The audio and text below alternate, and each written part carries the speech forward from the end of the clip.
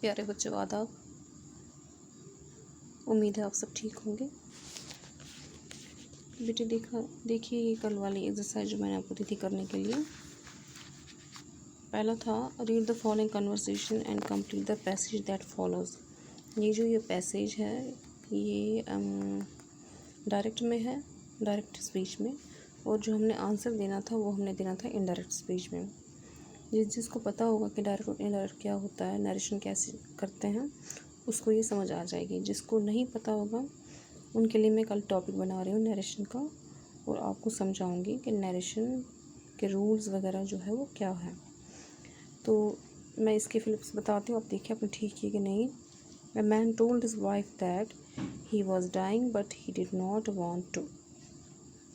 The wife asked affectionately what she could do for him.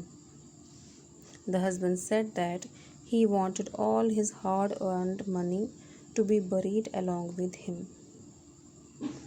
दूसरा part है इसका जिसमें आपको प्रीपोजिशन फिल करने थे।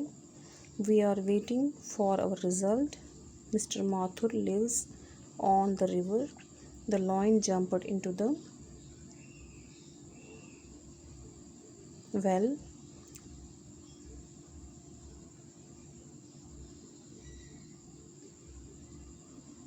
Many people suffered from malaria. Ruchi sat on the table to take her lunch.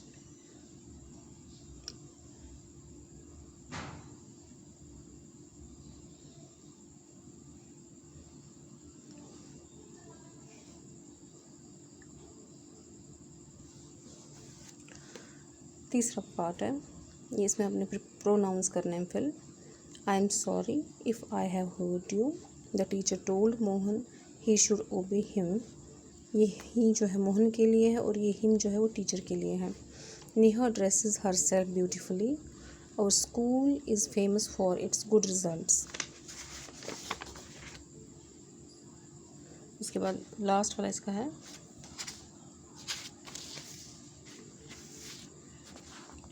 We should not laugh at others या other, इसको other भी लिख सकते हैं। We should not laugh at other. उसके बाद हमने करेक्ट फॉर्म ऑफ वर्ब डालना है इसमें।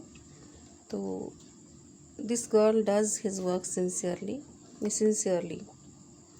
एक्चुअली वो अपना काम बहुत ही ईमानदारी से कर रही है, यानी एक उसका हैबिट है, हैबिचुअल एक्शन है, इसलिए इसमें आता है आपका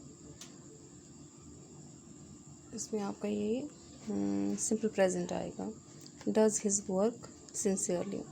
इससे my dog neighbours dog barks loudly at night. ये हर रोज़ जो है या हर रात को जो है जो मेरे हमसाए का कुत्ता है वो भौंकता रहता है, तो ये भी एक हैबिट है, तो इसमें बार्क्स आएगा।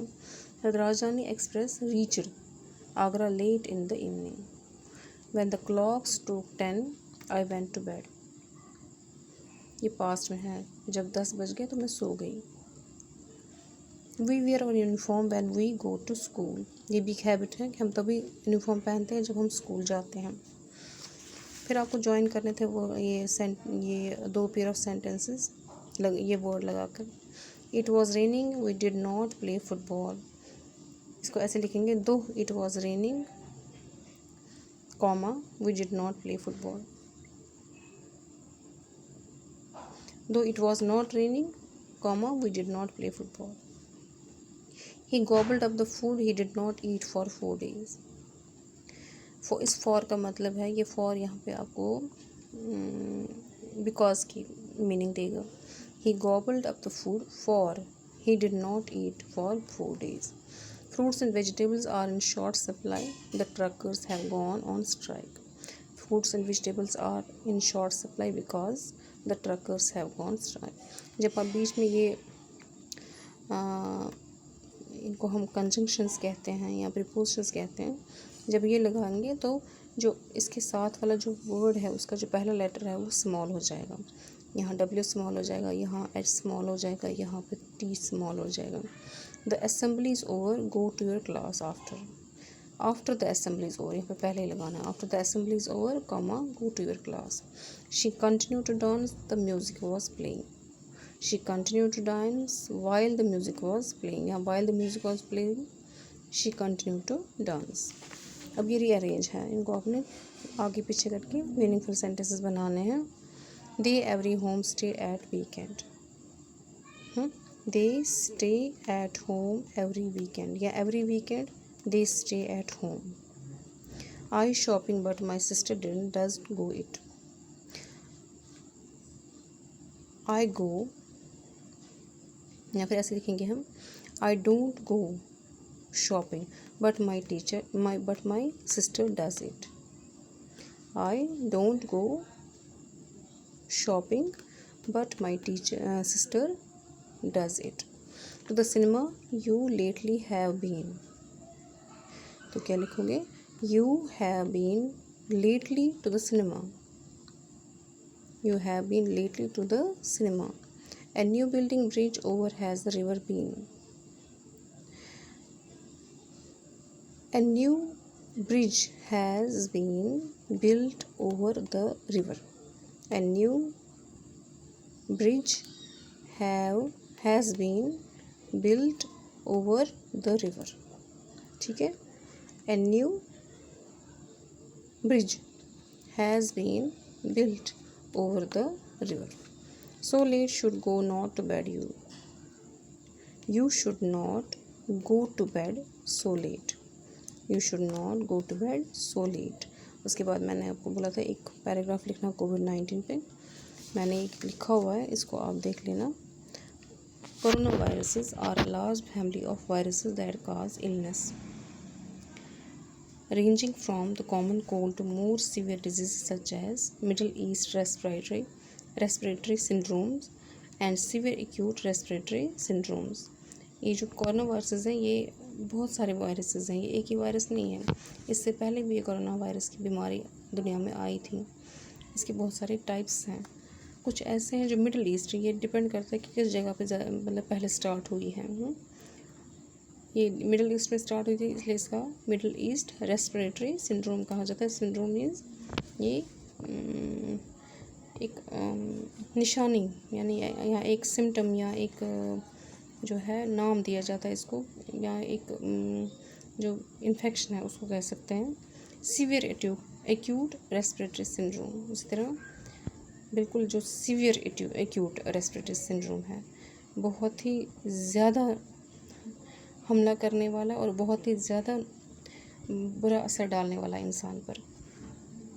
अब जो आज का है वो है ए नोवेल कोरोना वायरस। आजकल के वो जो है हमारे जो इस टाइम चल रहा है यहाँ पे कोरोना वायरस, इसको हम कहते हैं नोवेल कोरोना वायरस, क्योंकि ये एक नोवेल का मतलब है ये एक्चुअली कहाँ से आया है, ये आया है चाइना से। तो चाइना में जो है नोवेल कोरोना वायरस, कोरोना क्यों कहते हैं इसको, क्योंकि ये एक इसकी जो शेप है वो एक वो क्या कह सकते हैं हम, ताज के जैसी है। और नोवेल मीन्स नया, is a new strain that has been previously identified in humans, that had not been previously identified in humans. जो पहले कोरोना वायरस हुआ था वो पहले जानवरों में होता था, और इन्हीं जानवरों से ये इंसान में फैल गया। आज ये जो ये नया कोरोना वायरस है ये इस टाइम इंसानों में फैला हुआ है। Common science of infections include, इसमें क्या होता है, रेस्पिरेटरी सिम्टम्स, फीवर, एक तो सांस लेने मुश्किल हो जाती है, ज़ुकाम, खांसी, गले में दर्द है, फीवर, कफ, खांसी, शॉर्टनेस ऑफ ब्रेथ, सांस लेने में तकलीफ़, उसके बाद ब्रीदिंग डिफ़िकल्टीज़ हैं। इन मोर सीवियर केसेस, अगर इससे भी ज़्यादा तबीयत बिगड़ जाए तो क्या हो जाती है, रेस्पिरेटरी सिंड्रोम जो है ये जो हमारा जो लंग्स हैं उनको डैमेज करता है, और किडनीज फेलियर होती है, और उसके बाद इंसान की डेथ हो जाती है। Standard recommendations to prevent infection spread include, अब इससे बचने के लिए हमें क्या बताया जाता है, रेगुलर हैंड वॉशिंग, बार बार हाथों को धोना, covering mouth and nose while coughing and sneezing, जब भी खांसी हो, चाहे आगे आपके सामने वाले को खांसी हो या आपको खांसी हो, तो उस टाइम अपने मुंह और नाक को ढकना। Thoroughly cooking meat and eggs, जो भी आप नॉन वेज खाते हो उसको बहुत अच्छी तरह से पकाना। Avoid close contact with anyone showing symptoms of respiratory illness such as coughing and sneezing, और अगर किसी इंसान को खांसी या ज़ुकाम है तो उससे दूर रहना। ये कुछ एहतियात है जो हमें बरतने हैं जिससे कि हम इस वायरस से बच सकते हैं। आज मैंने आपके लिए एक नई रिवीजन का जो है एक पेज निकाला है। इसमें आपको ये पैसेज है, इसमें फिलअप्स भरने हैं और फिलअप्स के लिए जो वर्ड्स हैं, जैसे यहाँ पे ए लिखा हुआ है, इस ए के ये ऑप्शंस हैं, इनमें से आपको कोई एक फिल करना है। इस बी के लिए ये ऑप्शंस हैं, इनमें से कोई एक फिल करना है। इसी तरह C D E F G H तक है और एच तक यहाँ पे आपको ऑप्शंस दिए गए हैं। दूसरा है कि ये एक डायलॉग है बिटवीन इंटरव्यूअर और जैस्मिन। एक इंसान है और एक इंटरव्यूअर उसके साथ बात करने वाला है। आपने यहाँ पे फिल करना है। ए में इन तीनों में से एक, बी में इन तीनों में से एक, सी में इन तीनों में से एक और डी में इन तीनों में से एक। ठीक है। उसके बाद कहते हैं कि ये एक इंसान का बायोडेटा है, तो उसने क्या किया है, पूरे उसकी लाइफ हिस्ट्री है, बायोग्राफी है। आपने इस बायोग्राफी को क्या करना है, यहाँ पे फिल करना है। फिर आपने रीअरेंज करना है, जैसे मैंने पीछे कल भी दिया था आपको, ये वर्ड्स रीअरेंज करके मीनिंगफुल सेंटेंसेस बनाने हैं। और ये लास्ट वाला आपको एक एसे मैंने दिया है, 150 वर्ड्स का एसे है ये। एक लड़की या लड़का समझ लो, रमैया जो है, उसने एक आर्टिकल पढ़ा है किसमें, अखबार में, कि वेजिटेरियन रहना कितना अच्छा है। उसमें से उसने कुछ पॉइंट्स निकाले, जैसे less suspectable to ageing and disease, इससे इंसान बूढ़ा कम हो जल्दी नहीं होता है और बीमारियां जल्दी अटैक नहीं करती हैं। स्ट्रॉन्गर इम्यून सिस्टम, हमारा इम्यून सिस्टम स्ट्रॉन्ग हो जाता है। कोलेस्ट्रॉल लेवल हमारी लो रहती है, ब्लड प्रेशर लो रहता है और डिजीज़ और हार्ट अटैक्स जो है वो कम हो जाते हैं। इन्हीं पॉइंट्स को लेकर आपने एक पैराग्राफ बनाना है। कितने वर्ड्स का आपने बनाना है, 150 वर्ड्स का एक पैराग्राफ बनाना है। बेटा कोशिश कीजिए घर में ये बनाइए, तो फिर मैं आपको टैली कल करवाऊँगी।